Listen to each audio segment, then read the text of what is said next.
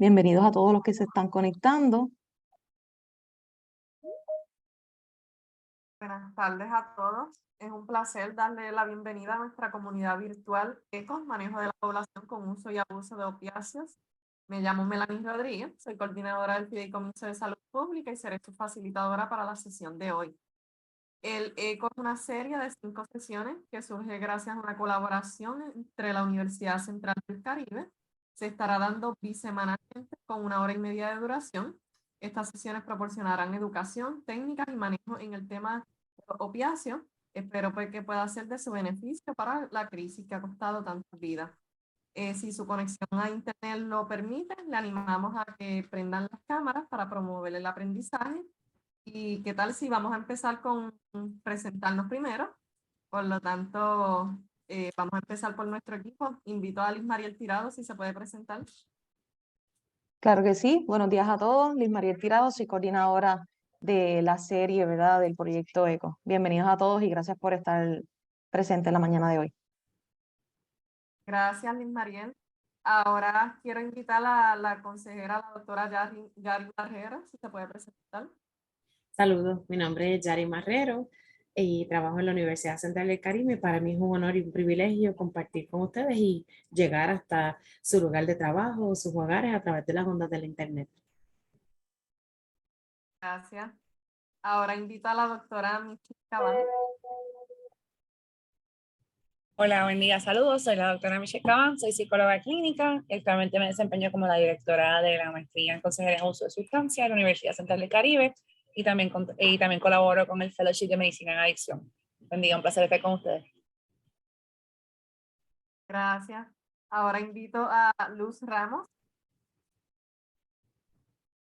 Hola, saludos, un placer saludarles nuevamente. Por acá la doctora Luz Ramos de la Universidad Central del Caribe. Vamos a estar con ustedes en las próximas, estuvimos la semana anterior y vamos a estar en las próximas semanas, así que un placer saludarles nuevamente a los que están aquí con nosotros. Gracias. Ahora quiero invitar al doctor Andrés Calvo.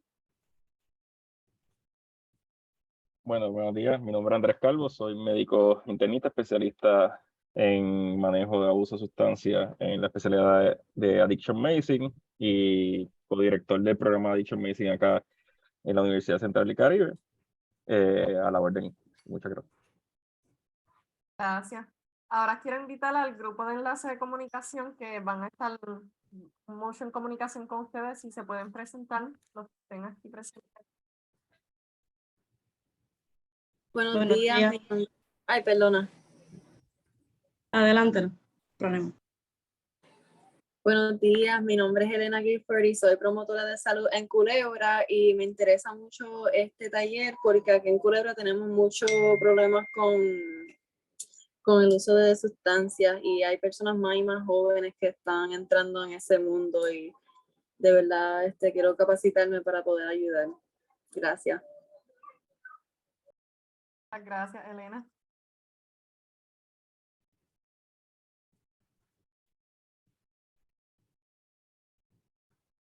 Francel, si te puedes presentar. Buenos días a todos. Franceli Sánchez, enlace de comunicaciones del proyecto Telemedicina y súper emocionada por el tema. Creo que hay mucho que hablar y aprender. Gracias, Francel. Si alguno de los participantes se desea presentar, los invito a que se presenten. Saludos, mi nombre es Arnaldo Cruz, yo soy coordinador del área este del proyecto de promotores comunitarios. Gracias. Buenas, saludos. Mi nombre es Luis Alicea. Yo trabajo en el Hospital de Camuy Health Services y muy contento con este taller, porque queremos seguir fortaleciendo lo que es el enfoque en trauma, ¿verdad? En el hospital en el que yo trabajo, así que es muy pertinente este tema. Gracias.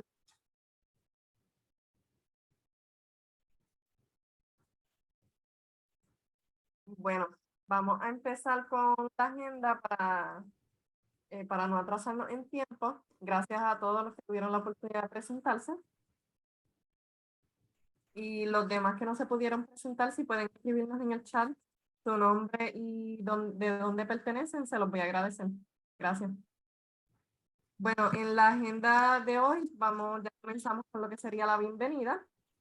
Luego Liz Mariel les va a estar explicando un poco de lo que se trata el proyecto ECO, de la metodología que vamos a estar utilizando, el trasfondo del proyecto de telemedicina de donde nosotros somos.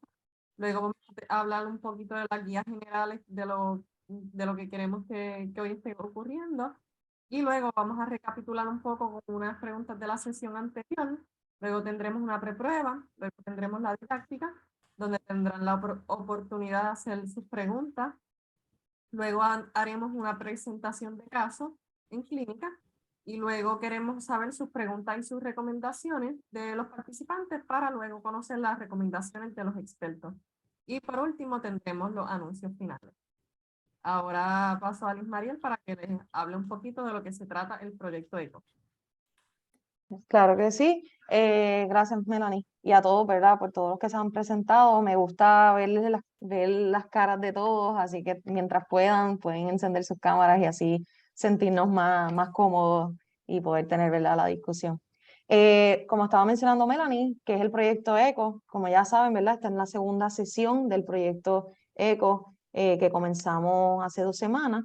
Esta es una comunidad de aprendizaje virtual que aprovecha la experiencia y los recursos locales. Aquí es donde es un espacio donde todos los panelistas, junto a los participantes, crean una red de intercambio de conocimiento. También aprenden cada uno de las experiencias y así pues buscando, ¿verdad?, lo que serían las mejores prácticas.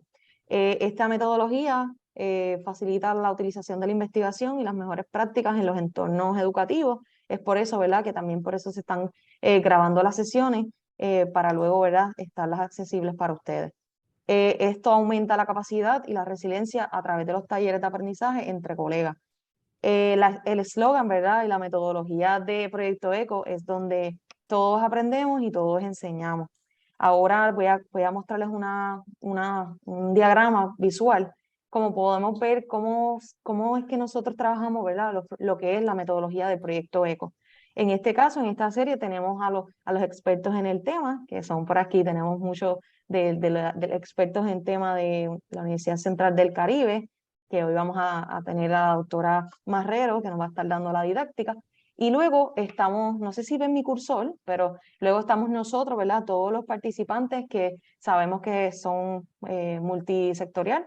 Tenemos personal de clínica, enfermeros, tenemos personal de hogares de adultos mayores, y entre todos creamos esa red de intercambio de conocimiento. Por eso, ¿verdad?, los invitamos a que traigan sus preguntas y dudas y así, ¿verdad?, durante todas estas sesiones podamos discutirlas. Y luego de aquí, somos un grupito ahora mismo de 34, y luego de aquí vamos a nuestras áreas de trabajo para poder darle todo ese conocimiento a nuestros colegas y de así poder continuar con esa red de conocimiento. El proyecto de telemedicina es una iniciativa del Fideicomiso de Salud Pública, donde tiene el objetivo de proveer un equipo de telemedicina y capacitaciones para facilitar el acceso a los servicios médicos y tener un recurso para la preparación a emergencia. Tenemos, ¿verdad?, 2 grandes grupos que son las clínicas de salud. También tenemos a los hogares de adultos mayores, en los cuales se les va a estar ofreciendo 3 grandes puntos que están aquí a mano derecha en los recuadros azul, que es la parte educativa, como esta serie ECO, para aumentar los conocimientos y habilidades con el fin de mantener a esos pacientes y residentes en un estado óptimo. Ofrecemos asistencia técnica y ofrecemos capacitaciones del uso del equipo de telemedicina. Los invitamos, ¿verdad?, como les mencioné ahorita, a que mantengan sus cámaras encendidas para poder tener el diálogo, conocernos y tener, ¿verdad?, esta discusión de grupo. Solicitamos, ¿verdad?, que nos escriban en el chat en el caso de que no puedan encender su micrófono. Los invitamos a que participen de las sesiones y que les inviten a sus colegas a participar de esa serie para que, ¿verdad?, que es bien útil y definitivamente conocemos mucho contenido que nos va a ser muy productivo en nuestra área de trabajo. Si tienen dificultad, nos pueden escribir en el chat o al correo electrónico de asistencia@prpht.org. Como saben, los que estuvieron presentes en la sesión anterior, tuvimos al experto, al doctor Andrés Calvo. Entonces, como muchos recuerdan, nos hablaba sobre la importancia de las palabras y los términos preferidos al hablar de la adicción. Es por esto, ¿verdad?, que los invito a contestar unas preguntas que les va a aparecer en pantalla con respecto a la sesión anterior, en donde ahí podemos comprobar, ¿verdad?, cómo nosotros podemos aplicar en nuestra área de trabajo algunos términos y cómo podemos hablar con las demás personas, específicamente en lo que serían los términos de adicción. Pueden colocar, yo creo que ya les aparece en pantalla, son 4 preguntas. Ahí van contestando. Perfecto. Luego que seleccionen las contestaciones, le pueden dar someter.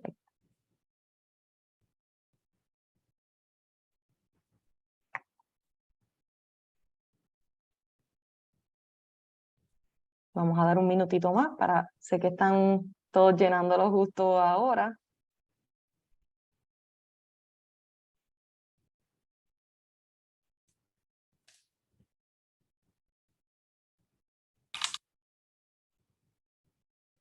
Ok, perfecto. Entonces, vamos entonces a pasar a lo que sería la preprueba, que también le va a estar apareciendo en el poll en unos minutitos, tan pronto culminen la pregunta anterior.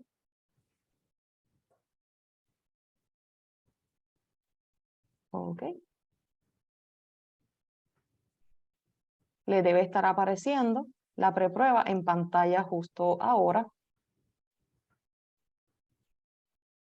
A todos aquellos, ¿verdad?, que estén desde el teléfono, en la parte de abajo hay una parte que dice poll, le pueden dar ahí y le va a aparecer automáticamente las preguntas en pantalla.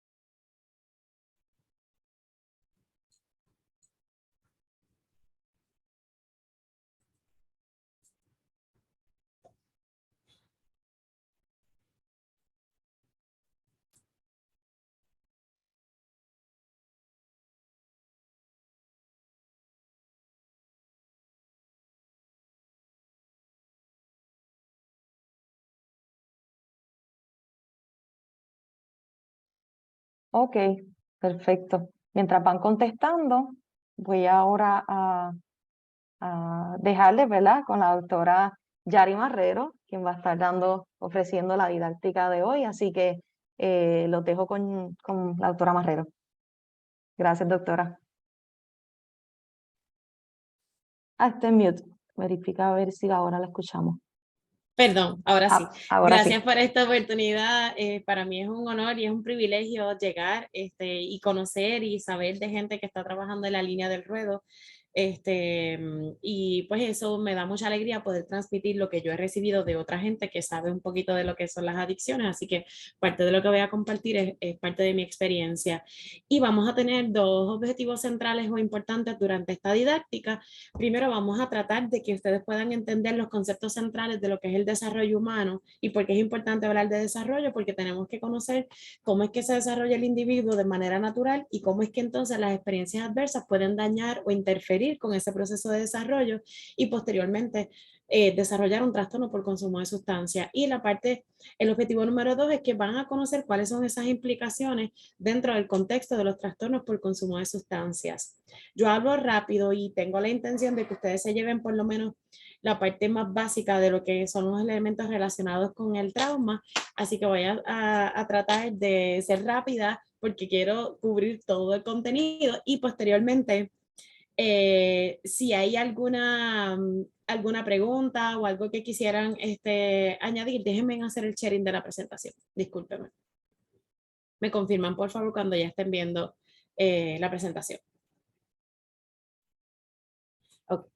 Ya yo la estoy compartiendo. No sé si ya se ve. Sí, la podemos ver. Ok, perfecto. Así que pues tengo el gran reto de que vamos a explorar un tema profundo en 20 minutos. Así que ustedes me van a ayudar a completar esta travesía. Me gustaría enmarcar toda esta discusión que vamos a estar teniendo en un caso clínico, porque es la manera más fácil de poder conectar el aprendizaje.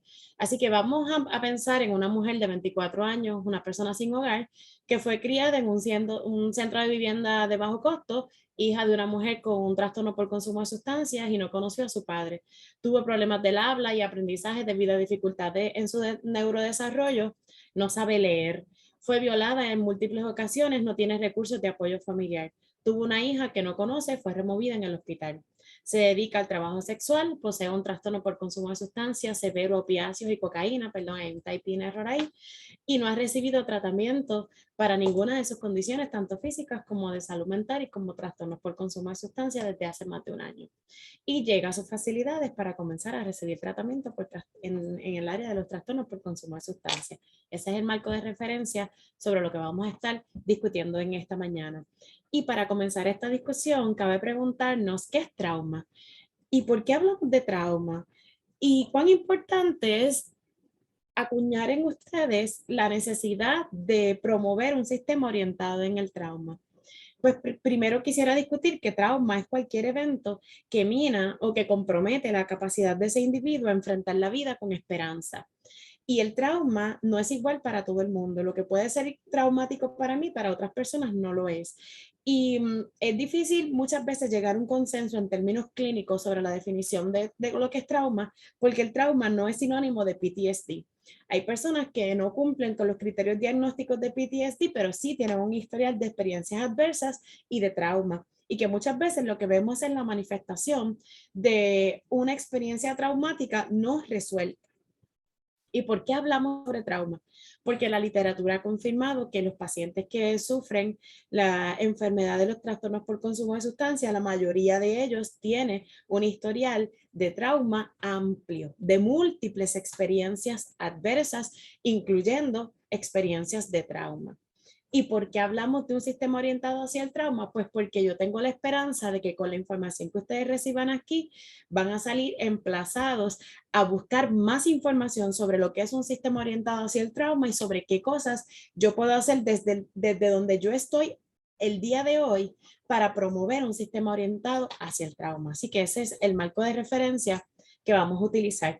Para eso voy a utilizar una dinámica con ustedes que pretende derribar o confirmar 8 mitos o realidades sobre los trastornos por consumo de sustancias y vamos a aplicar esos mitos o la información que discutamos a un caso clínico con la intención de que ustedes puedan transferir ese conocimiento a lo que ustedes ven constantemente en sus clínicas. Así que voy a comenzar con el primer ejercicio de mito o realidad.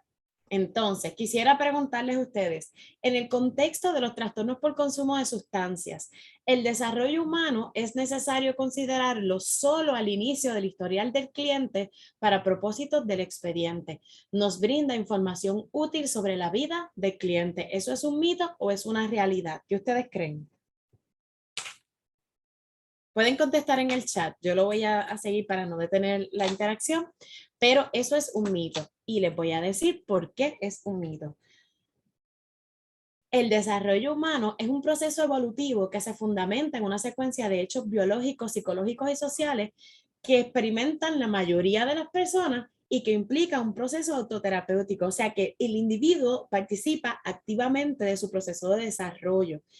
Y es un proceso autoterapéutico en el que el individuo puede decidir intencionalmente trabajar con ciertos aspectos de su desarrollo que se hayan visto interrumpidos a causa de la interacción social o a causa de eventos que pasaron en su vida. Importante saber que el desarrollo humano nos ofrece un marco amplio para poder entender la conducta en el aquí y en el ahora. Muchas veces las conductas que vemos reflejadas a través de un trastorno por consumo de sustancias tienen su raíz en patrones de desarrollo humano que fueron interrumpidos y que el individuo no desarrolló las destrezas de manejo necesarias para enfrentar la vida. Así que por eso es que hablamos de desarrollo humano cuando hablamos de trastornos por consumo de sustancias. Y hay unos autores que se llaman Newman y Newman, que ellos escogieron varias de las teorías de desarrollo humano, pero primordialmente la de Erik Erikson. Y entonces ellos acuñaron un nuevo concepto que le denominaron lo que se llama el proceso central. ¿Y qué es el proceso central? Pues cada uno de nosotros pasa a lo largo de nuestra vida por unas etapas del desarrollo. A su vez, esas etapas del desarrollo tienen unas tareas. ¿Y qué son las tareas? Son esas demandas ambientales que nosotros como individuos debemos completar en ciertos momentos de la vida para satisfacer las demandas del mundo que nos rodea. Pero ¿qué pasa? Hay una crisis psicosocial en cada una de esas etapas de desarrollo. ¿Y qué es la crisis psicosocial? Son dos polos. Un polo que es bueno y otro que no es necesariamente tan bueno. ¿Y qué hizo Newman y Newman? Newman y Newman dijeron, pues mira, los procesos centrales son los que ayudan a resolver favorablemente la crisis psicosocial de forma tal que el individuo desarrolle las estrategias de manejo necesarias para enfrentar la vida.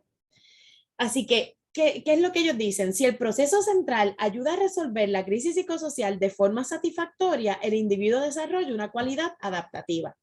Pero si el proceso central no hace el trabajo efectivo de que el individuo pueda resolver la crisis psicosocial de forma efectiva, el individuo desarrolla una patología. Durante el proceso de las etapas de desarrollo, hay personas que están cerca de nosotros que nos ayudan a fortalecer esos procesos centrales para resolver satisfactoriamente las crisis psicosociales del desarrollo humano.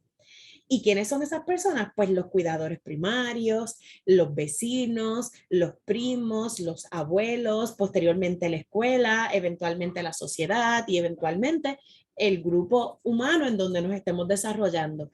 Así que todos los individuos pasamos por unas etapas de desarrollo que incluyen unas tareas que son esos checklists o esos aspectos que debemos completar para resolver satisfactoriamente las demandas ambientales del mundo que nos rodea. ¿Qué pasa? Si esa crisis se resuelve de manera satisfactoria, yo añado una destreza de manejo a mi caja de herramientas.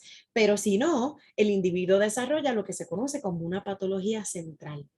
Entonces, quería enseñarles un poco lo que son las etapas de desarrollo, no porque voy a profundizar sobre todas, simplemente para enseñarles y la aplicación de los conceptos que acabo de discutir. Por ejemplo, vamos a ver la etapa de la adolescencia temprana, en donde las tareas del desarrollo son la maduración física, las operaciones formales, el desarrollo emocional, la membresía al grupo de pares y las relaciones sexuales. ¿Y cuál es la crisis psicosocial que se da en ese periodo? La identidad de grupo versus alienación. ¿Y cuál es el proceso central o la llave que ayuda a resolver esa crisis psicosocial? La presión de pares. Entonces, si la presión de pares hace un trabajo satisfactorio, el individuo desarrolla fidelidad a otros, pero si no, desarrolla disociación, que es esa capacidad de separarse del mundo que les rodea. Así que esa es la aplicación de los conceptos de desarrollo humano. Si vamos entonces, disculpen que es que tenía invertido el orden, esta slide iba primero, pero nada, les quiero enfatizar especialmente en la etapa de la infancia. ¿Por qué? Porque nosotros pensamos muchas veces o le pedimos a nuestros clientes conductas que tengan esperanza, que tengan voluntad para vencer lo que es un trastorno por consumo de sustancias. Sin embargo, no nos hemos fijado que esas cualidades que nosotros estamos buscando o buscando desarrollar en nuestros clientes tienen su origen en el desarrollo humano. Por ejemplo, en la etapa de 0 a 2 años ocurre el proceso de maduración de las funciones sensoriales. También se desarrolla la zapata, desde donde el individuo construye su capacidad de apegarse o de establecer conexiones significativas con las figuras de apego. Además, en esa etapa el individuo comprende la naturaleza, los objetos, crea categorías, se desarrolla elementos básicos del lenguaje. ¿Y cuál es la crisis psicosocial en esta etapa? Confianza versus desconfianza. ¿Y cuál es el proceso central o la llave que resuelve la crisis? La conexión con el cuidador. Si la conexión con el cuidador se da satisfactoriamente de tal forma que el individuo desarrolla buenas destrezas, el individuo desarrolla esperanza. Pero si no, desarrolla una retracción, que es una patología. Si miramos la segunda etapa de desarrollo y miramos el proceso, la crisis psicosocial, que es autonomía versus vergüenza, El proceso central que lo resuelve es la imitación y volvemos nuevamente con la influencia del radio de relaciones significativas. Si el proceso de imitación hace que la crisis psicosocial se resuelva satisfactoriamente, la persona desarrolla voluntad. Y esa cualidad es la que muchas veces nosotros hablamos, fulano no tiene fuerza de voluntad, no quiere salir y demás. Nos estamos refiriendo a esa capacidad que tenemos los individuos de empezar algo y comenzarlo, o ese will, ese deseo de querer completar ciertas cosas. Eso se forma en las primeras etapas del desarrollo. Si esa parte no está bien formada, puede ser que tengamos un individuo con una patología central conocida como compulsión. Entonces, cuando miramos la definición de lo que son los trastornos por consumo de sustancias, nos damos cuenta que los trastornos por consumo de sustancias son una enfermedad altamente propensa a la recurrencia, caracterizada por un patrón compulsivo de uso de sustancias. Así que vemos entonces cómo se ve la manifestación de una patología que pudo haber tenido sus raíces en las primeras etapas del desarrollo. Y eso no implica que vamos a regresar las personas al vientre de su mamá, sino que lo que eso significa es que tenemos que tener una visión mucho más amplia para comprender la conducta en el contexto en el que se da y que tenemos que usar estrategias para que la gente aprenda a desarrollar o a regular sus emociones. El segundo mito que quiero discutir o realidad que quiero discutir es: los trastornos por consumo de sustancias, aunque son una enfermedad, se pueden comparar con un catarro, que una vez desaparecen los síntomas, la persona está curada. Y esto es nada más y nada menos que un mito. ¿Por qué? Porque los trastornos por consumo de sustancia, como dije al inicio, son una enfermedad altamente propensa a la recurrencia que se caracteriza por la búsqueda compulsiva de la sustancia y que es altamente propensa a la recurrencia. O sea que la recurrencia es esperada dentro del proceso de la recuperación. Importante saber que los síntomas de la enfermedad remiten, pero la persona requiere cuidados durante toda la vida. Por ejemplo, un diabético que su diabetes está estabilizada, un diabético tipo 2 que su diabetes está estabilizada, probablemente hizo dieta, probablemente comenzó con medicamentos, pero empezó a caminar, hizo unos ajustes y sus niveles de azúcar bajaron.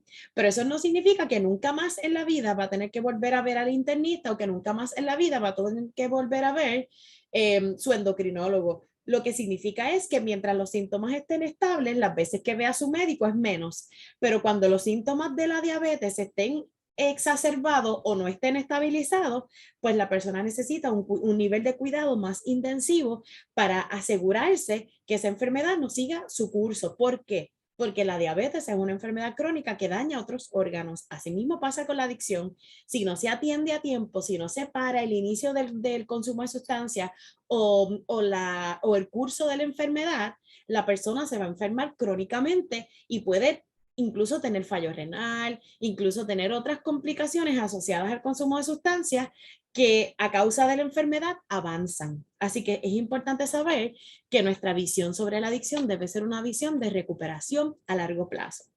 ¿Y puede curarse la adicción? Pues mira, la gente se recupera y estamos aquí, todos los que estamos aquí porque creemos en la recuperación. Sin embargo, hay que darle espacio a los procesos neurológicos que se recuperen. No hay tal cosa como una vara mágica que en 2 meses o en 3 meses una persona, uno la hace ¡ting!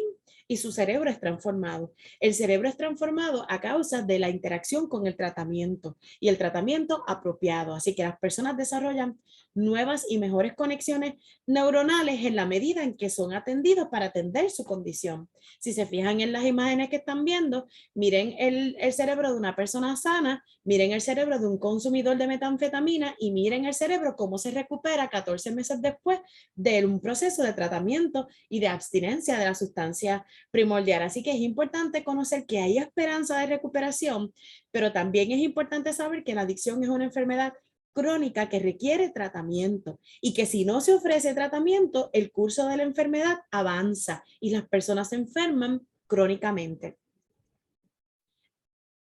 Disculpen.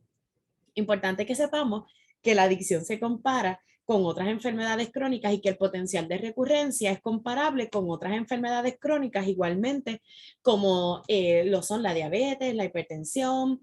Importante también saber que aunque es una enfermedad crónica, es prevenible, es tratable y que los cambios neurobiológicos a través de la plasticidad de nuestro cerebro se pueden recuperar. No necesariamente implica que la persona va a volver a ser o a tener las mismas capacidades o el mismo nivel de concentración o el mismo nivel de poder quedarse profundamente dormido.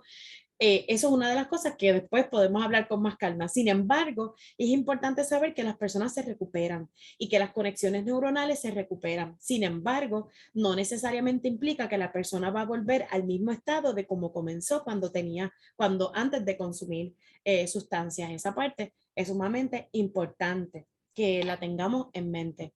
El tercer mito que quiero compartir o la realidad es el trastorno de estrés postraumático o PTSD. Es común encontrarlo en la sociedad en general y también en las personas que padecen trastornos por consumo de sustancias. Yo creo que este mito casi todo el mundo lo falla y le voy a decir por qué. Esto es un mito. ¿Por qué? Porque no necesariamente es común encontrar el PTSD en la población. Personas con PTSD que también tienen un trastorno por consumo de sustancias. Las personas que tienen PTSD son 4 veces más probables de desarrollar un trastorno por consumo de sustancias. Así que en comparación con la población tienen un alto factor de riesgo para el desarrollo de un trastorno por consumo de sustancias por diversas. El cuarto mito que quiero compartir con ustedes es: las experiencias adversas en la niñez tienen un impacto significativo en el desarrollo de los trastornos por consumo de sustancias. ¿Esto es un mito o es una realidad? Esto es una realidad y les voy a explicar por qué. Las experiencias adversas se relacionan con cambios en la neurobiología del cerebro que provocan cierta discapacidad social, que provee un espacio para que no se aprendan a regular las emociones y se desarrollen lo que yo le llamo quizás unas fisuras en el proceso de desarrollo, y las personas asumen conductas de riesgo que los hacen morirse más temprano o más rápido. Recuerden ahorita el caso que yo discutí al principio de todos los elementos de riesgo que la participante tenía, y al final de esta presentación yo les voy a decir en qué completó ese caso, porque fue un caso de la vida real. Entonces, importante que sepamos que las experiencias adversas transforman el cerebro y la capacidad del individuo de enfrentar la vida. Y esos cambios requieren tratamiento para que las personas puedan sobrellevarlos y aprender a regular las emociones que los llevan a desarrollar conductas de riesgo. Y nos preguntamos, ¿y cómo entonces yo puedo saber si dentro de la población que yo atiendo hay gente que es sobreviviente de experiencias adversas? Pues este cuestionario que ustedes están viendo en pantalla no solamente les sirve para introducirlos dentro de sus centros, para auscultar a aquellos sobrevivientes de experiencias adversas, y escuchen bien, dije sobrevivientes, no dije víctimas, porque parte de lo que partimos de este paradigma es de sacar a las personas de su pity party y de su party de penas y sentarlos en una silla de apoderamiento y de control de su experiencia. No podemos cambiar las experiencias, no podemos impedir que la gente tenga traumas. Sin embargo, podemos apoderar a la gente para que, a pesar de las experiencias, pueda desarrollar lo que le llamamos el crecimiento postraumático, que es después que pasan ciertas evidencias, las personas se convierten en mejores seres humanos de lo que eran, o desarrollan algunas destrezas que antes no tenían y ahora sí tienen. Si usted quiere saber incluso si usted es un sobreviviente de experiencias adversas, usted puede contestar esas 10 preguntas y la cantidad de sí es un número de experiencias adversas. A mayor cantidad de experiencias adversas, mayor posibilidad de desarrollar ciertos factores de riesgo. Hay evidencia para aquellos que les interese más el tema, pueden oprimir ese link y pueden mirar cuáles son esos factores o esas enfermedades que ya la ciencia ha demostrado que están relacionadas con las experiencias adversas. Si los miran, la mayor parte de nuestros clientes las tienen. Factores de riesgo para desarrollar condiciones como fumar, abuso de alcohol, pobre autoestima, uso de drogas ilícitas, obesidad, inyección, drogas intravenosas, y pobre autoconcepto y pobre destrezas de cuidado de sí mismo. pobre salud mental, más de múltiples parejas sexuales y problemas generalizados de salud, porque una de las características de aquellas personas que sobreviven a experiencias adversas es que tienden a somatizar y todos esos síntomas emocionales pasan a través del cuerpo y siempre tienen dolor, les duele la cabeza, les duele la espalda. Pues ¿por qué? Porque están procesando las experiencias adversas a través de su cuerpo. Entonces, importante que sepan que la literatura ya ha demostrado que a mayor cantidad de experiencias adversas, mayor probabilidad de desarrollar trastornos alimenticios, autoflagelación, repetición del trauma original, 50 parejas sexuales o más, abuso de sustancias, alcoholismo, intentos suicidas, obesidad severa y fumar. Y esto no lo digo yo. Si usted busca en Google en su barra y pone el A-Story, así como hace, como el líquido de lavar ropa, hace Story, le va a llevar a la página del CDC en donde están todos los hallazgos de esta investigación, que es una investigación longitudinal y de manera, no longitudinal, perdón, sino de forma recurrente.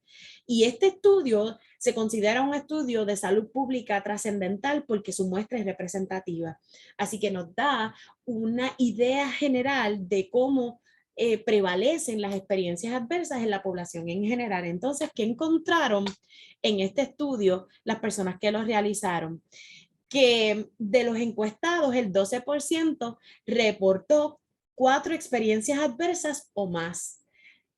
9.5% reportaron 3, 16% 2, un 26% 1 y un 36% 0. ¿Qué significa esto? Que de la muestra de 54,000 personas que participaron en esta encuesta, hay un gran por ciento de esas personas que reportaron tener experiencias adversas y esa muestra no eran personas que ya tenían un trastorno por consumo de sustancias, sino que eran personas saludables de la población en general.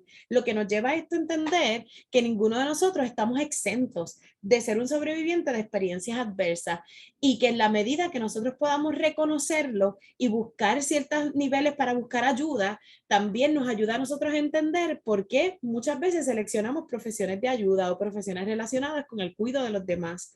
Muchas veces tienen que ver con aspectos relacionados al ambiente que nos rodeó o porque queremos ayudar a gente que sufre a través de los conocimientos que nosotros sabemos. Así que es importante saber que dentro de esta audiencia que estamos teniendo ahora hay sobrevivientes de experiencias adversas.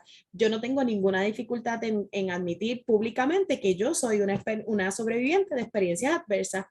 Así que, y eso no me hace ser menos que alguien, me hace ser una persona que ha entendido su trasfondo, que sabe cuáles son sus fortalezas y que sabe de dónde salió y cuáles son las cosas que han ayudado a moldear lo que yo soy hoy. El doctor Felitti, que fue quien llevó a cabo, quien es el autor de este estudio tan trascendental, descubrió que a mayor cantidad de experiencias adversas, mayor probabilidad de tener problemas de obesidad, diabetes, depresión, intentos suicidas, condiciones del corazón, cáncer y entre otras condiciones. Problemas de conducta como asociados con la conducta del tabaquismo, el alcoholismo y el uso de sustancias.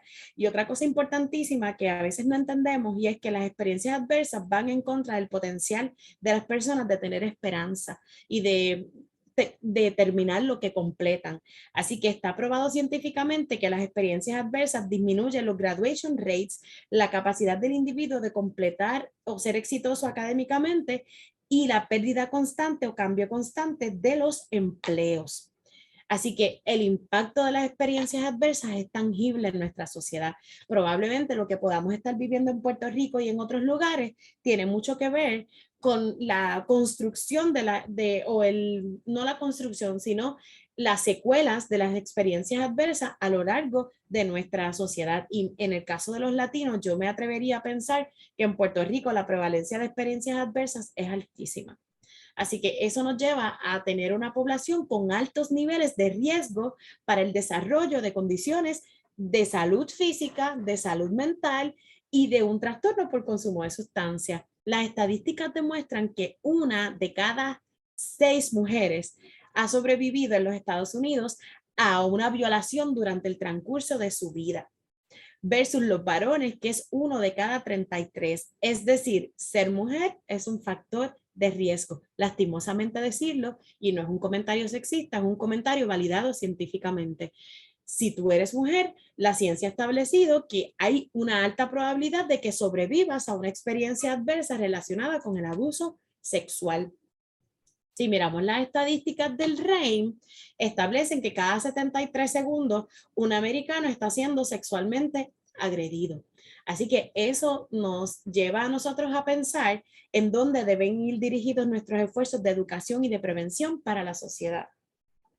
En el caso de Puerto Rico es difícil conocer de cerca estos hallazgos, pues porque no tenemos un sistema centralizado de estadísticas, pero no necesitamos un sistema centralizado en estos momentos porque sabemos que tenemos un montón de gente con las condiciones, o sea que lo que entendemos por default o por razonamiento lógico es que sí hay una alta prevalencia de violaciones y de abuso sexual, porque entonces vemos un alto por ciento de mujeres que tienen trastorno por consumo de sustancias que también han sido violadas. Así que hay una estrecha relación validada científicamente entre el trasfondo de ser violado o haber sobrevivido a una experiencia de trauma y su interacción con el uso de sustancias. Si se fijan, las edades en las que ocurren la mayor parte de las agresiones es en la edad de 18 a 34 años. Sin embargo, también ocurren de 12 a 17, justo cuando el cerebro se está formando, justo cuando la zapata de nuestras relaciones interpersonales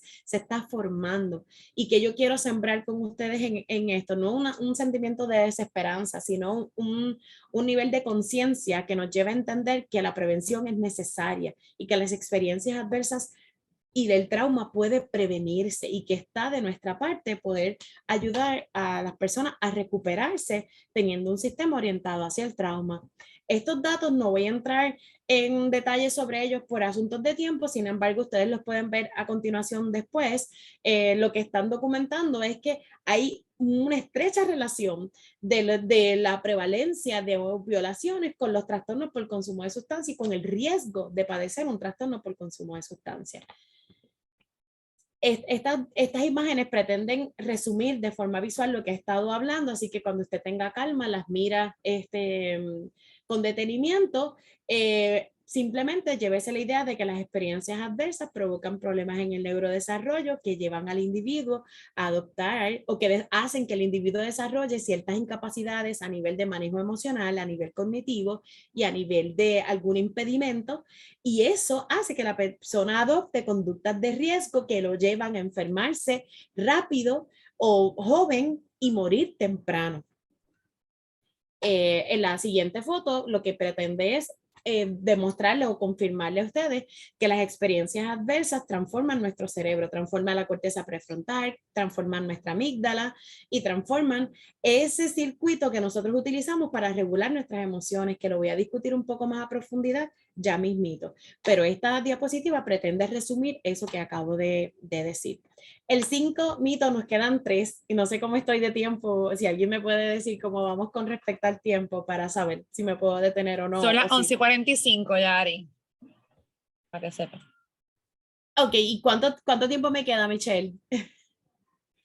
Sigue por ahí. Bueno, yo no mando aquí, pero dale hasta las 12, cógete 15 más.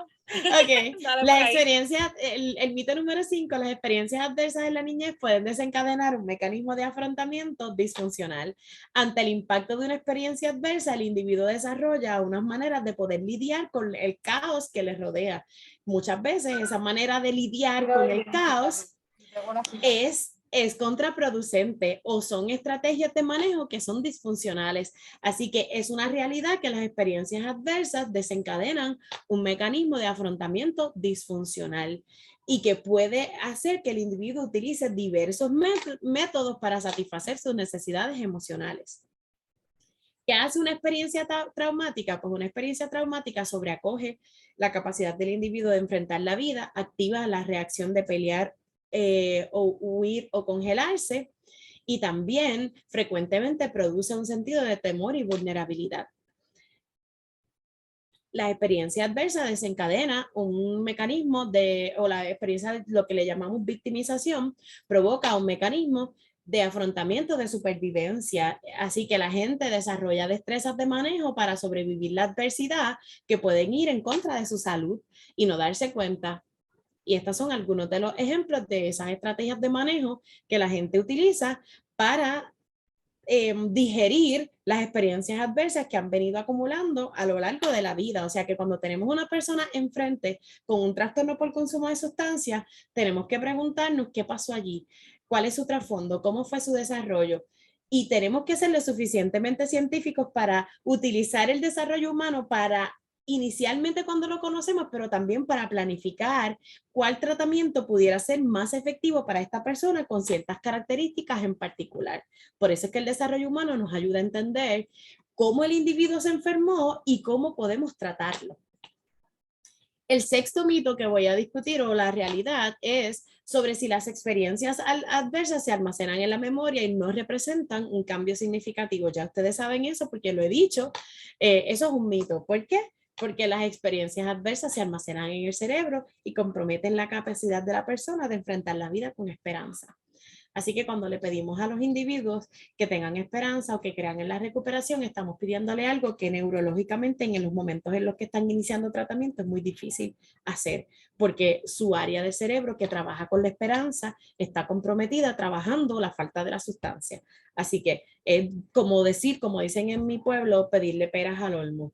Las experiencias traumáticas dejan huellas en nuestras emociones, en la capacidad de relacionarnos con otras personas, en la capacidad de experimentar felicidad e intimidad y en el cuerpo. O sea, que es decir, que la persona carga con el enemigo todo el tiempo. Fíjense que cuando ustedes se miran al espejo, y esto no lo digo de forma irónica, lo digo para que aprendan el concepto de lo que quiero plantear. Cuando ustedes se miran al espejo, ustedes tienen la misma cabeza y el mismo cerebro siempre, todos los días. Y carga con sus 5 sentidos siempre. No es cierto que podemos dejar los 5 sentidos o ciertas experiencias en la casa y entonces vamos a ciertos lugares. Porque si eso ocurre, pues eso se llama disociación. La mayor parte de las personas vamos a donde quiera que vamos con nuestro cerebro y con nuestros 5 sentidos cargando con ellos. Yo recuerdo una vez un ENT que me dijo, yo le pregunté que cuántas veces necesitaba usar el antihistamínico. Y él me dijo, bueno, si usted se mira en el espejo, si usted se levanta por las mañanas y se mira en el espejo y tiene la misma nariz, significa que necesita el antihistamínico. Y yo empecé a reírme. ¿Por qué? Porque de forma jocosa él me estaba llevando a entender que yo tenía una condición crónica y que el uso del antihistamínico no era opcional. Si yo quería vivir sin alergia, pues tengo que usar el antihistamínico siempre, pues porque mi condición está amarrada a la composición anatómica de mi nariz. Así que en ese sentido, así mismo pasa con las experiencias adversas. No es cierto que tú te vas a levantar por la mañana y vas a dejar las experiencias en el pasado y el tiempo cura las heridas. No, las personas cargan con los recordatorios constantes de sus experiencias todo el tiempo y cualquier cosa que nosotros digamos o hagamos puede activar esa sensación de desesperanza o esa flashback de experiencias que pudo haber vivido a causa de problemas en el desarrollo. Las experiencias adversas o las experiencias de trauma se almacenan en el cerebro reptil e impactan directamente en nuestro cerebro límbico. Y si no recibimos tratamiento, la neocorteza no puede hacer el trabajo de controlar la actividad entre el cerebro límbico y el cerebro reptil. El tratamiento, inicialmente cuando trabajamos con personas que sobreviven a experiencias adversas, tiene mucho que ver con ayudarle a desarrollar mecanismos para regular sus emociones a través de estrategias de manejo. Entonces, ¿quién es la que manda en el cerebro? La neocorteza, pero si el cerebro límbico está estimulado por una experiencia adversa o por un recordatorio de una experiencia adversa, esa persona toma decisiones basadas en sus emociones, basadas en la transformación de su cerebro a base de sus experiencias adversas. Lo que están viendo en pantalla es el procesamiento típico de nuestro cerebro. Nosotros observamos, informamos, interpretamos, procesamos, evaluamos opciones, planificamos y llevamos a cabo una conducta. Eso es lo que normalmente pasa. Las personas que sobreviven a experiencias adversas desarrollan el fight or flight mode casi siempre. Entonces, desarrollan una ruta expreso, una ruta alterna en la cual el cerebro observa, interpreta peligro, inmediatamente actúa. Entonces, ¿qué pasa? Que en la medida que la persona utiliza ese mecanismo, muchas veces, ¿qué pasa con el puente? El puente se abre. Miren en la próxima foto. O sea que la manera de fight or flight o tener el cuchillo siempre en la boca, como yo digo, es la manera habitual de la persona comportarse. Por lo tanto, necesita aprender estrategias para regular sus emociones y en eso consiste el tratamiento.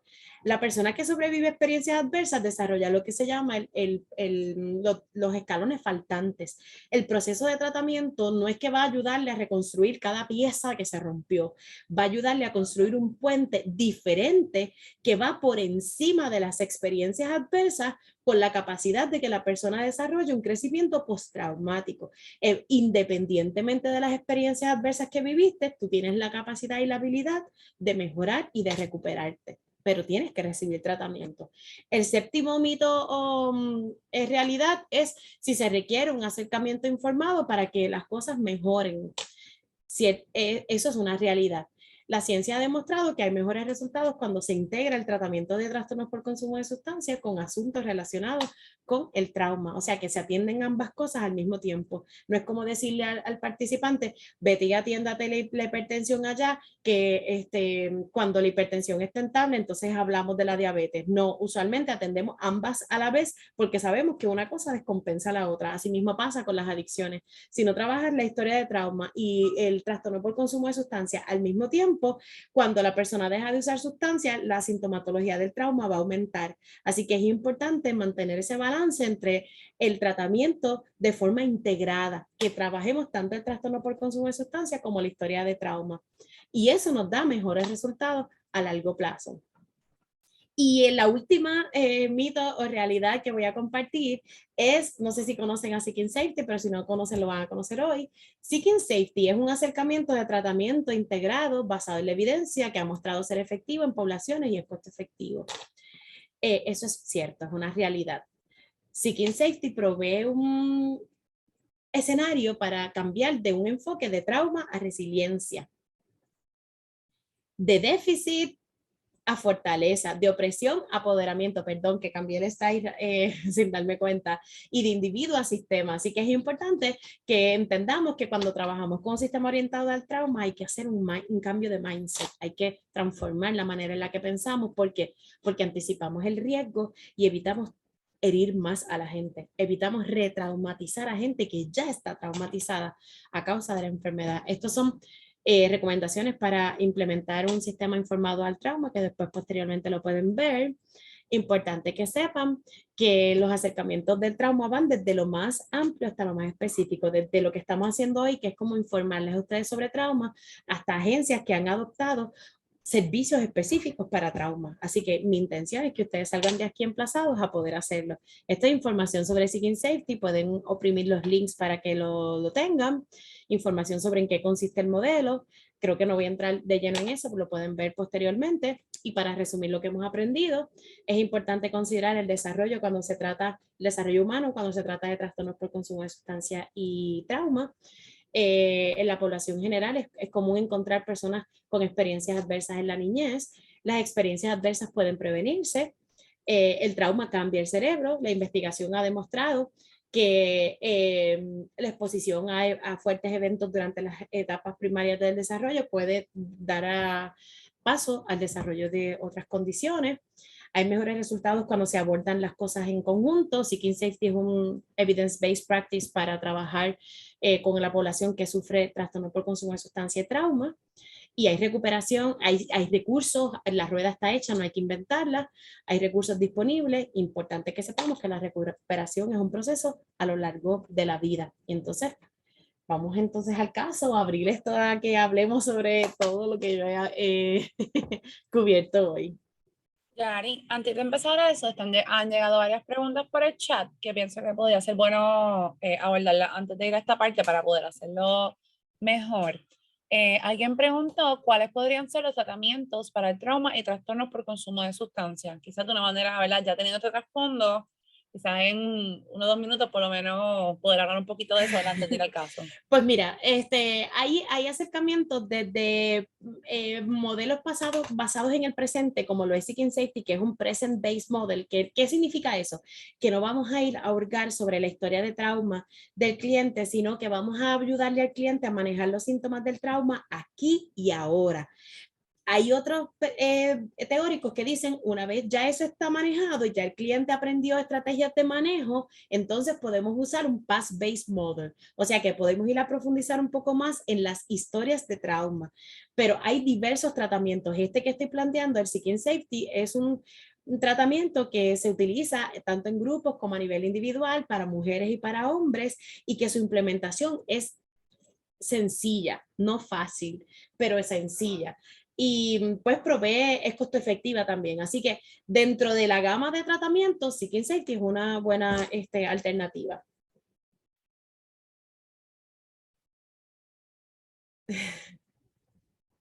Perfecto. Pues si quieren, entonces, bueno, antes de que proyectes el caso, no sé si hay alguna pregunta, ¿verdad? Pueden ir tirando por el chat para entonces lo que trabajamos con el caso también pues poder ir viendo para irles contestando. Antes entonces de proyecto, nosotros traímos un caso, pero quisiéramos ver, ¿verdad? Si ustedes tienen algún caso más específico, más concreto que quizás han encontrado en sus espacios de trabajo, en sus entornos, que quisieran pues traer, ¿verdad? Obviamente con la menor información posible, pero la suficiente para poder hablar del mismo, para verla, poder discutirlo aquí. Veo que Karen tiene la mano alzada, no sé si es para una pregunta o para un caso, pero Karen. Y buenos días, tenía una pregunta al principio. La doctora Marrero mencionó que es diferente el tratamiento de una persona que tenga PTSD versus una persona que tenga trastorno por sustancia. Aunque sean diferentes las características, pero ¿cómo sería de diferente el tratamiento? Pues mira, el tratamiento para el PTSD va a depender también de los componentes psiquiátricos y físicos que presenta la enfermedad.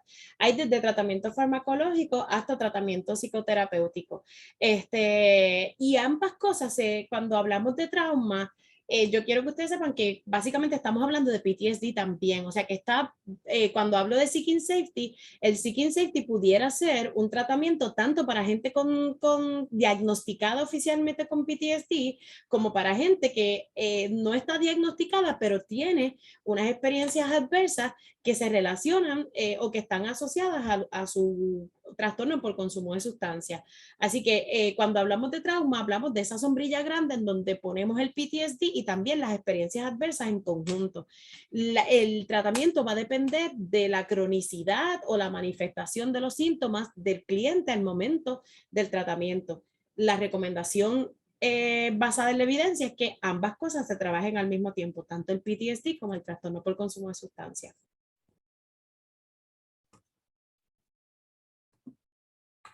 Gracias, doctora. Tengo por aquí también, nos había escrito en el chat, ahora se me fue para arriba otra vez. No sé si Luis Alicea quiera entrar, ¿verdad? Quitar el micrófono y traerle el comentario que había realizado en el chat para que los demás, ¿verdad?, puedan compartir el comentario. No sé si todavía está por aquí Luis Alicea.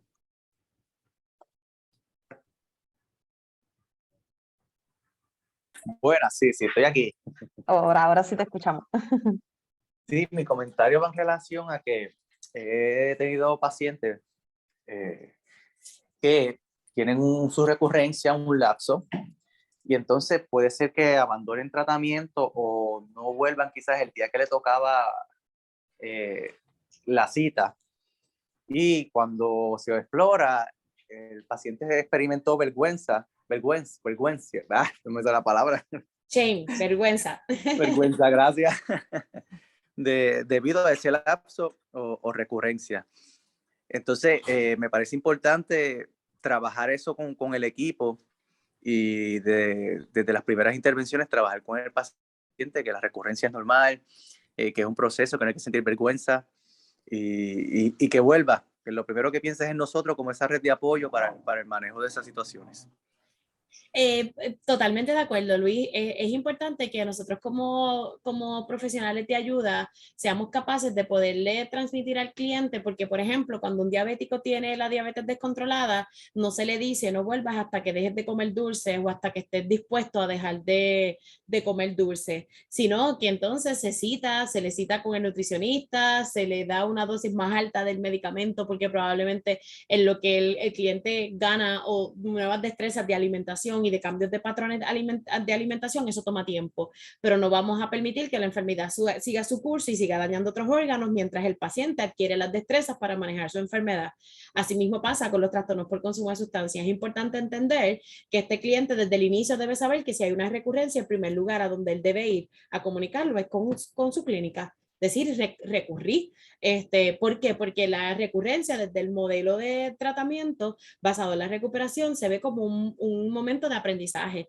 ¿Qué pensamientos antecedieron? ¿Qué situaciones estuvieron presentes cuando se dio la recurrencia? ¿Qué personas estaban conmigo cuando se dio? Y demás. Y todo este aspecto yo creo que es importantísimo que nosotros podamos ser capaces de poder transmitir ese mensaje a nuestros clientes. Gracias, doctora. También por último, antes de pasar con la doctora Cabán, que sé que está esperando para presentarle el caso, tengo por aquí un comentario de Taina. No sé si Taina estás por ahí, quieras comentar lo que habías mencionado en el chat sobre el taller que vas a estar tomando y demás. Buenas tardes, mi nombre es Taina, promotora de salud comunitaria con el fideicomiso. Es que yo pertenezco también a lo que es el Consejo de Seguridad Comunitaria con la Policía de Puerto Rico. Ellos están también ofreciendo, incluso ahora el 1 de septiembre vamos a tener un taller con AMSCA sobre indicadores de ansiedad, y el 25, creo que es 20, o 30, el 30 de agosto tenemos un taller de Narcan con la Policía de Puerto Rico en el municipio de Maunabo. Se me invitó, así que este es algo pues sumamente importante, pues que me sigue adiestrando en lo que es pues, los diferentes componentes de nuestra sociedad, porque muchas veces la sociedad de adictos en la isla es bien discriminada, es marginada, y pues ellos son parte de nosotros, y a veces cuando sus familiares o quizás hasta muchas veces el gobierno se olvida de ellos, estamos organizaciones como nosotros y como otras organizaciones que los ayuda a tratar de que ellos puedan buscar la ayuda necesaria para poder salir de esos momentos tan difíciles por los que ellos están pasando. Gracias, Tania, Taina, por compartir tu experiencia. Eso nos da esperanza de saber que hay varias iniciativas que se están dando para atender la perspectiva de los trastornos por consumo de sustancias de una perspectiva salubrista, y pues quitar un poco la carga emocional o la carga moral de lo que es un trastorno por consumo de sustancias. Yo al día de hoy, con la experiencia que tengo como consejera y que tuve en el Proyecto Mujer, trabajando con mujeres con trastorno por consumo de sustancias, no he conocido una sola persona que se sienta orgullosa y feliz de tener un trastorno por consumo de sustancias. La mayor parte de ellos sufren mucho el curso de la enfermedad. Como yo digo, nadie entregaría voluntariamente un brazo, o nadie entregaría voluntariamente una pierna, o nadie entregaría voluntariamente su casa, su familia, sus hijos. La mayor parte de la gente que pasa por estas enfermedades es porque pues, la enfermedad ha comprometido su voluntad, y neurológicamente necesitan un espacio para recibir un tratamiento validado científicamente que ayude a atender la enfermedad y no a poner parchos ni a revictimizar aún más, ¿verdad? Las personas que sufren. Adelante con los comentarios. Perfecto. Gracias a todos, ¿verdad?, por traer sus comentarios y preguntas. También gracias nuevamente a la doctora Marrero por la didáctica, que sabemos que es muy, muy abarcadora, mucho material, pero a la misma vez lo resumió bastante bien y todos estuvimos atentos. Así que ahora voy a compartir rapidito pantalla para dejarles, ¿verdad?, con ustedes a la doctora Cabán. Me confirman tan pronto puedan ver la presentación.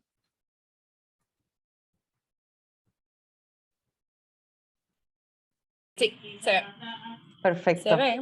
Así que entonces puede, antes de que pongas el otro, queríamos, ¿verdad?, por ver si alguno de ustedes o alguna de ustedes, ¿verdad?, tenía algún caso que quisieran que discutiéramos. Nosotros traímos uno, pero, ¿verdad?, quizás entonces más aplicado a la realidad de lo que, ¿verdad?, ustedes ven quizás en sus prácticas privadas o en los centros donde ustedes trabajan. A ver, entonces, ¿verdad?, pueden prender el micrófono si quisieran traer uno, mira, yo he visto esto y quizás pues lo maneje de esta manera, o tengo este casito que quizás pues no sé por dónde dirigirlo. A ver, entonces si podemos hacerlo de esa manera.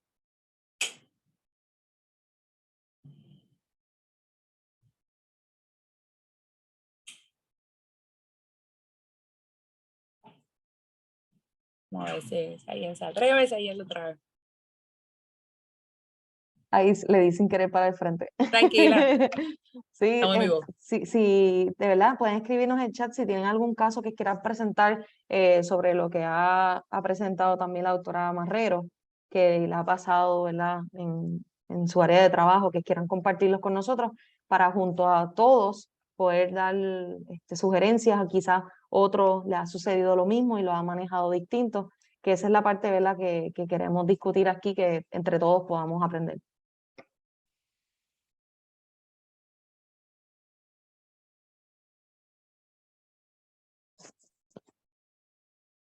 Tan tímidos hoy, doctora. Liz Mariel, sí, en lo que ellos se animan, me gustaría que cuando miráramos los componentes del caso, la doctora Caban tiene unas cuantas preguntas. Yo quisiera que el público me dijera cuando ven este caso si les parece común, si no les parece común, y por dónde ustedes comenzarían a trabajar con este caso. Bueno, pues si quiere entonces, Liz Mariel, presenta el caso que tenemos, para entonces quizás esa como trae Yari, ¿verdad? Que puedan ver lo que estamos buscando, que realmente es bastante poquita información. Yo voy entonces a tirar las preguntas por el chat para que las puedan ir viendo y entonces podemos ir trabajándolas. Ahora ahí. Voy a leerlo juntitos. Ya lo leyeron, pero la vamos a repasar. Tenemos este caso clínico que tenemos una mujer de 24 años sin hogar permanente. Ella fue criada en un centro de vivienda de bajo costo, es hija de una mujer con trastorno por consumo de sustancias, la viendo su historial, y no conoció a su padre. Tuvo problemas del habla y aprendizaje debido a dificultades en su neurodesarrollo. Fue violada en múltiples ocasiones, no tiene recursos de apoyo familiar. Tuvo una hija que no conoce, fue removida en el hospital. Se dedica al trabajo sexual y no sabe leer. Pues un trastorno por consumo de sustancias severo a opiáceos. No ha recibido tratamiento para TUS, que es trastorno por uso de sustancias, y tiene hepatitis y es VIH positivo. Y no ha recibido tratamiento para las condiciones físicas desde hace un año. Llegó a sus facilidades, clínica privada, centro, donde sea que ustedes puedan estar, para comenzar a recibir tratamiento para el TUS. Ahora las preguntas que yo traigo, ¿verdad? Para que podamos irlas discutiendo. Primero, considerando el historial de vida, ¿verdad? Que aunque es un parrafito, hay un montón de cosas pasando. Considerando el historial de vida y desarrollo de la participante. ¿Cuáles de sus experiencias de vida podrían considerarse como adversas y qué rol pudieran haber tenido en el desarrollo del substance use disorder? La segunda, que es la que la doctora Marrero también trajo, ¿por dónde comenzamos esta intervención, verdad? Porque es algo que nos pasa, que llega una persona y esto es lo que tengo, ¿verdad? ¿Por dónde empezamos? ¿Qué podemos hacer, verdad? ¿Cómo le entramos al caso? Tercero, ¿cómo apoyar a la participante en su proceso de modificar sus estrategias de manejo disfuncionales para la supervivencia, disculpen, que es lo que estuvo trayendo la doctora Marrero? Y por último, ¿cómo la consideración del trauma podría beneficiar el progreso terapéutico de la participante y el tratamiento pues, de esa SUD? Vamos a ver, las tienen en el chat, podemos ir en orden, si usted se siente más cómodo con otra, podemos irla brincando. Vamos a ver. De todo lo que está en ese párrafo, ¿cuál es? Vamos de lo más, ¿verdad? De lo más sencillo, vamos a ir entonces ampliándolo. ¿Cuál de esas experiencias podrían considerarse como adversas? Vamos a ver. ¿Y cómo entonces pudieron haber incidido en el desarrollo de ese trastorno? Vamos a ver, pueden abrir micrófono o pueden hablar por el chat. Yo lo vi a ustedes en la charla del doctor Calvo, así que yo sé que ustedes hablan. Así que vamos.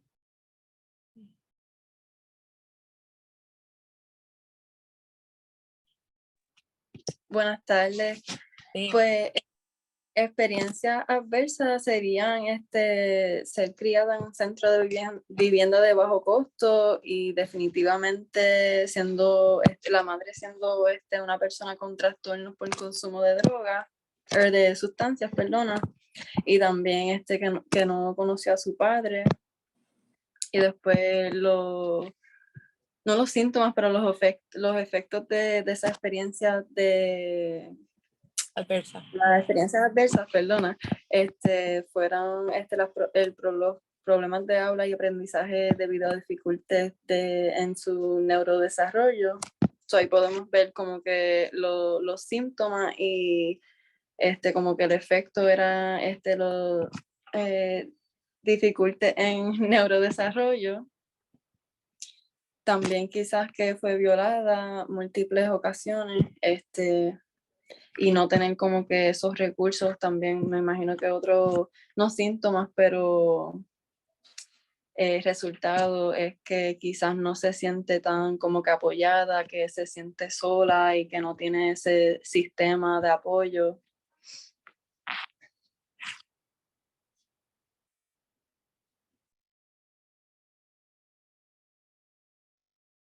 Perfecto, muchas gracias.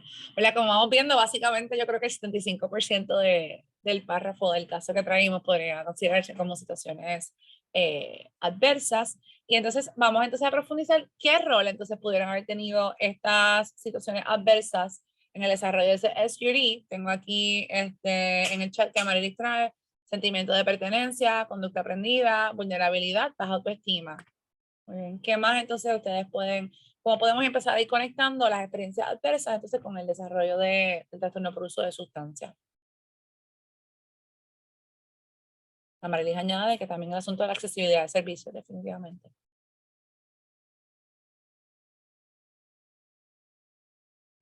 ¿Puedo hablar? Claro.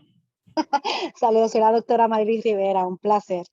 Bueno, aquí es bastante complejo. Vemos toda una crisis en una persona, ¿verdad? Y es muy lamentable cuando hablamos de sentimiento de pertenencia, dónde está mamá, quién es mamá, cómo es mamá, ¿verdad? Independientemente si estamos hablando, ¿verdad?, de padres adoptivos, independientemente si estamos hablando de tíos, de abuelos, de lo que sea, de la persona, figura que tenga ese niño, ya está afectado. La otra, ¿verdad? La cuestión de que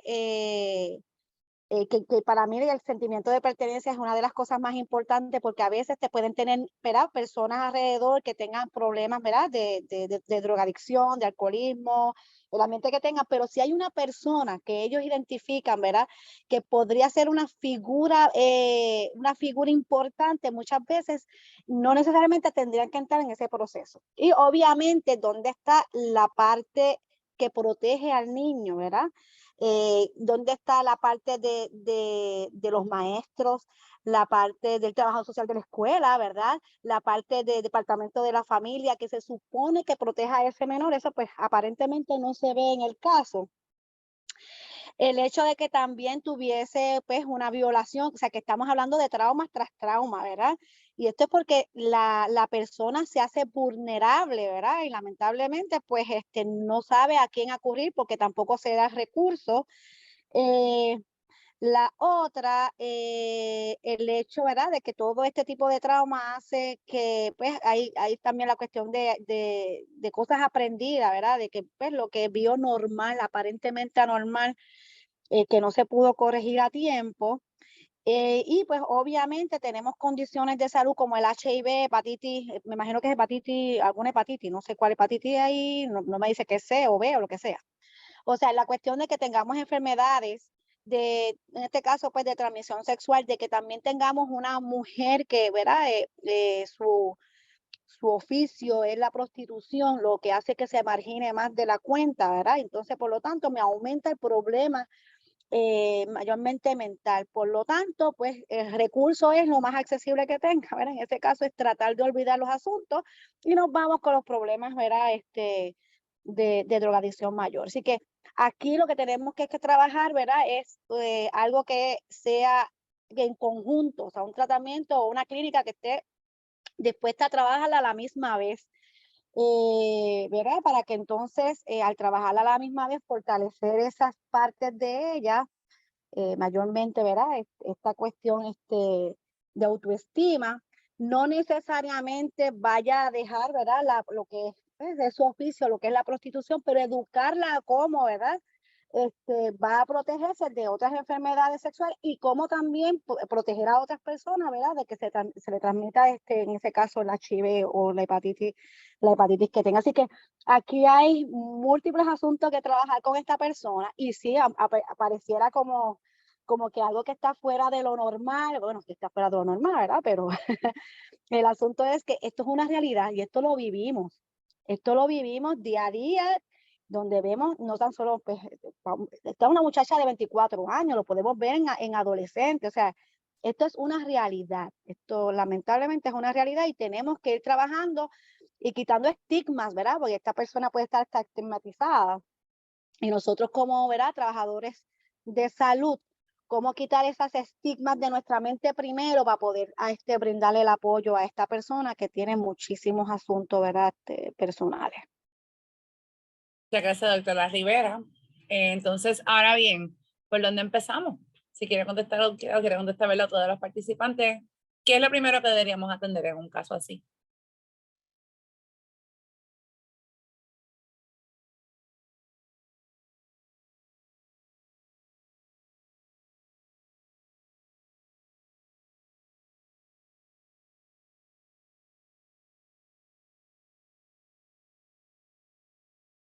Yo primero, por ejemplo, yo en mi caso, buscaría traerla a un lugar que se sienta más seguro, ¿verdad? En cuestión de casa, de hogar, que a veces ya sacándola del lugar podríamos adelantar algo, no necesariamente, en conjunto con un buen psicólogo, ¿verdad? Y es que es algo que es conjunto, no hay manera de que yo pueda sacar algo primero, algo después, eso es que se trabaja conjunto. Por eso, por ejemplo, en el departamento de salud, cuando nos llega un paciente, por ejemplo, de HIV o, ¿verdad? O cualquier enfermedad de transmisión sexual, se trabaja en conjunto médico, psicólogo, trabajador social, manejo de casos, y obviamente buscamos que ese paciente ese mismo día se vaya con su medicamento porque le creamos importancia a la salud de la persona y a la persona. Y eso crea mayor adherencia a lo que vayamos a hacer, a cualquiera de los asuntos de la persona. Excelente, muchas gracias. Doctora Rivera tiene razón y me gustaría hacer hincapié en varios aspectos de lo que ella ha traído con respecto al caso que me parece que es importante resaltar. Primero, que uno de los aspectos centrales del modelo de Seeking Safety, que es un modelo basado en la evidencia para trabajar el trauma y el trastorno por consumo de sustancias, tiene un fuerte enfoque en el manejo de casos. Cuando miramos este historial, lo primero que yo haría o que pudiéramos hacer sería un historial para entonces comenzar a establecer cuáles son las prioridades de las necesidades de ella. Número uno, como dijo la doctora Rivera, vivienda. Si no atendemos el asunto de vivienda, las otras cosas no se van a estabilizar. O por lo menos un espacio seguro donde pueda ir a bañarse y hacer ciertas cosas, pues como centros de vivienda que proveen espacio de ropa, de duchas y todas estas cosas, conectarla con servicios. Número dos, apremiantemente, según la pirámide de Maslow, lo primero que debemos mirar son las necesidades apremiantes de salud. Si no sabemos si tiene tarjeta de plan médico, si tiene acceso a seguro médico, todo este manejo de casos, de todo este andamiaje de poder provocar servicios para que ella pueda recibir tratamiento para el HIV, tratamiento para la hepatitis y tratamiento para todas las condiciones que pueden salir o surgir cuando ella pase por el proceso de desintoxicación, si es que ella está lista para un proceso de desintoxicación, porque puede ser que lo que convenga sería buscarle un lugar de servicios en la comunidad, comenzar a trabajar con ella la prevención, en los condones, para evitar evitar el contagio de otras personas, pero también para promover la prevención hacia ella y entonces ir trabajando el caso para posteriormente quizás inducirla en algún protocolo de Subuxone o de metadona o de otras cosas, pero primordialmente hay que trabajar un plan de manejo de casos para atender las necesidades apremiantes de la salud física. Posteriormente podemos entonces hablar de un modelo de tratamiento integrado en el trauma. Pero si ella llegara a un centro en donde tienen un sistema orientado hacia el trauma, ya las personas anticipan que este caso es común y preparan una infraestructura para atenderla y tienen un manejador de casos que trabaja con los asuntos de vivienda y tienen un médico que va a hacerle todos los análisis posibles para inducirle al tratamiento, ya sea de hepatitis, ya sea de HIV o ya sea según la necesidad, cuál va a ser el primer tratamiento. Eso es una decisión que es puramente médica. Y posteriormente, entonces, el equipo de la cuestión psicológica y de abuso de sustancias, pues entonces se integra para trabajar. Pero lo que nos emplaza en este caso, uno, que es importante que sepan que el caso es real. Esto fue una participante real y tristemente le comparto que esta participante falleció de un accidente ejerciendo la prostitución, alguien la atropelló. Y entonces este caso lleva a cabo o vemos como los hallazgos de las experiencias adversas se ven manifestados en ella. Vemos una persona que nació en un ambiente de alto riesgo con un proceso de desarrollo sumamente accidentado, viene de un trasfondo de un familiar con un problema de sustancias, falta de recursos en la escuela, falta de un sistema que identificara las necesidades apremiantes en el momento, desertor escolar, próximamente se introduce en el uso de sustancias y posteriormente tenemos una persona que adoptó unas conductas de riesgo que la hicieron morirse antes de los 25 años. O sea que estos casos o esto que ustedes están viendo es más real de lo que podemos pensar y no es necesariamente un caso que complicamos para presentárselo aquí. Esto es un caso de la vida real. Hay gente allá afuera que sufre y padece los trastornos por consumo de sustancias y estamos aquí para, ¿verdad?, ser fuente de apoyo y ser esa puerta de recuperación. Doctora Cabán. Muchas gracias, doctora Marrero. Así que, ¿verdad? Vamos entonces viendo cómo, ¿verdad? Repasando un poquito, sería entonces la estrategia adecuada para la intervención, sería entonces trabajar ese historial, ¿verdad? Ir viendo qué es la emergencia, por decirlo de algún modo, que tenemos que tratar primero, cómo podemos estabilizar en todo lo que se pueda a esta persona para que se pueda ir, ¿verdad?, siguiendo subiendo los niveles de intervención. La pregunta 3 se atendió bastante en la respuesta que estuvieron dando las doctoras, así que voy a brincar a la 4 porque ya me quedan 2 minutitos para entonces poder ir cerrando. Sería, ¿verdad?, a modo de reflexión ya de cierre y final, ¿cómo entonces se podría beneficiar a esta persona y cómo se podría beneficiar el proceso terapéutico de la misma teniendo una perspectiva que es donde se considere el trauma? Vamos a ver, ¿cómo considera el trauma puede ser beneficioso en nuestra intervención, ¿verdad?, considerando que la persona pues ya hicimos el historial, ya se logró esa estabilización inicial, cómo entonces ya entrando más en un proceso pues, terapéutico de consejería, cómo entonces esa consideración podría ser beneficiosa? Y con esto, ¿verdad?, estas reflexiones finales.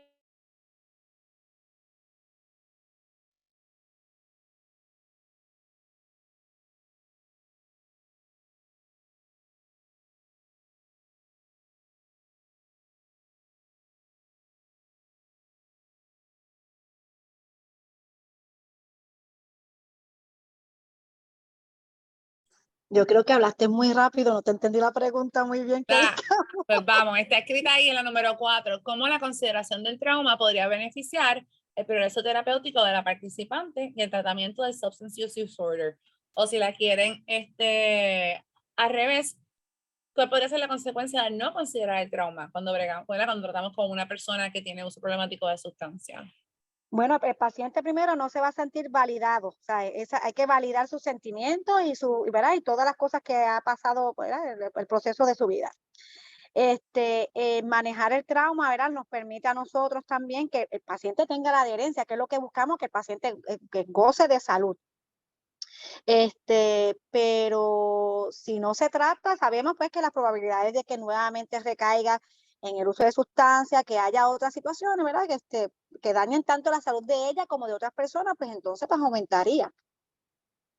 Y entonces hacemos un ciclo, ¿verdad? Porque probablemente está en edad reproductiva, probablemente quede embarazada, y entonces volvemos de nuevo al ciclo. Gracias por la aportación. Tenemos acá una pregunta en el chat, tenemos como 30 segundos para atenderla, que dice, excelente caso, pero ¿cómo tú los puedes ayudar a conseguir tratamiento voluntariamente? Michelle, quería abordar esa parte porque fíjense que cuando hacemos este caso es precisamente para promover que ustedes empiecen a pensar fuera de lo que comúnmente pensamos.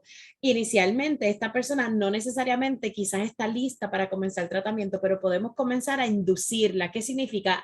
Una estrategia de reducción de daños. Si está prostituyéndose, pues trabajar el asunto de la prevención, el uso de condón. Si no está recibiendo tratamiento, pues comenzar a buscarle todos los servicios que necesita para conectarse a tratamiento, para que eventualmente a través de la inducción a tratamiento ella acepte algún tipo de tratamiento, porque fíjense que el tratamiento, cuando uno lo escucha, uno quisiera meterla en un lugar y que tenga todo de cantazo, pero la verdad es que no funciona así. La verdad es que a lo mejor podemos comenzar con una estrategia de reducción de daños para fomentar que ella busque tratamiento voluntariamente para reducir el impacto y el curso de la enfermedad.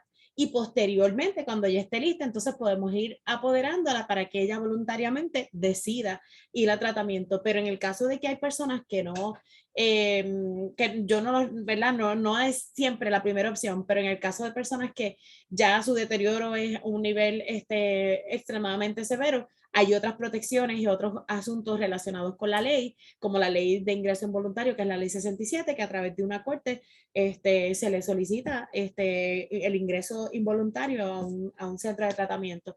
Pero siempre partimos de la premisa de que podemos comenzar a manejar el caso, inducir a esa persona a tratamiento con estrategias de reducción de daño y posteriormente quizás conectarla con unos servicios de tratamiento que puedan ir atendiendo sus necesidades poco a poco.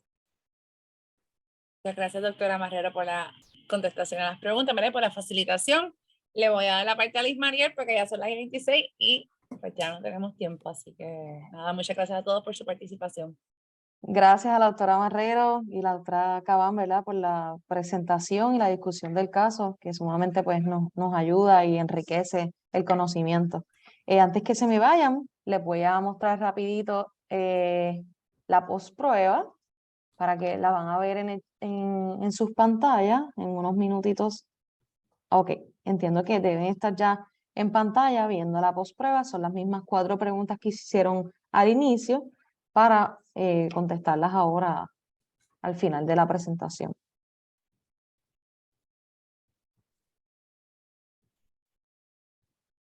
Hay un comentario muy bueno en el chat que no quiero dejar que se pierda, que dice Ivonne Alemán: tomar en cuenta el trauma es tomar a la persona como un todo y es minimizar la culpa. Muchas gracias por el comentario.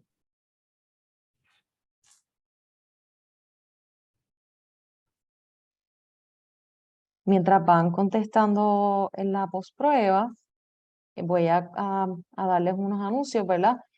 Siempre los esperamos cada 2 semanas. Nos estamos reuniendo jueves a las 11 de la mañana. La próxima presentación la va a estar dirigiendo, ¿verdad? El doctor Omar Pérez.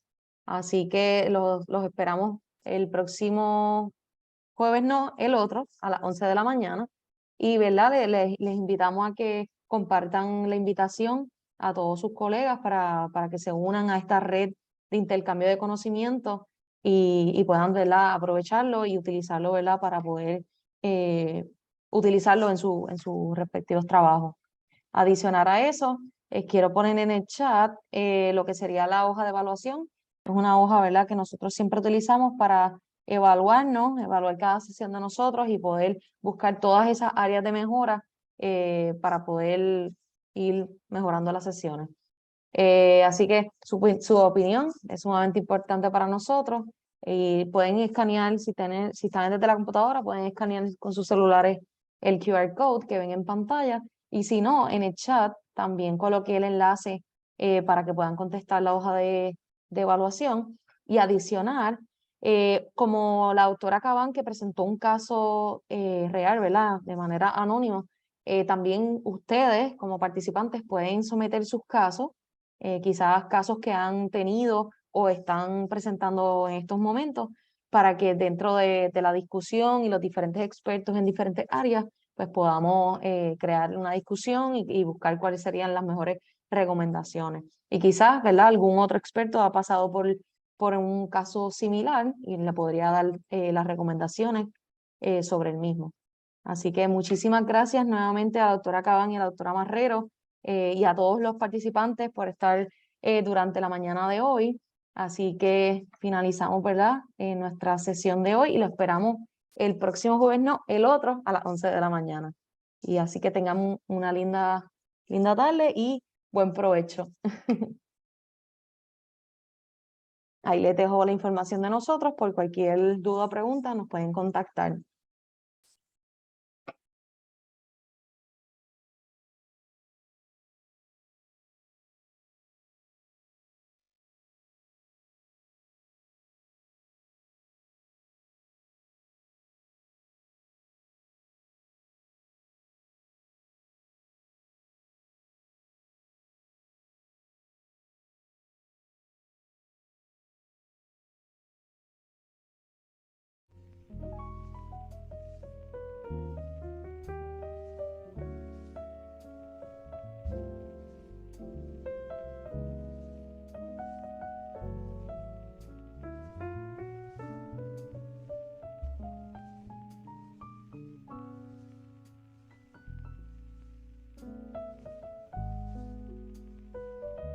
Gracias, buenas tardes. Gracias, buenas tardes, gracias a todos. Gracias, doctora. Bye bye.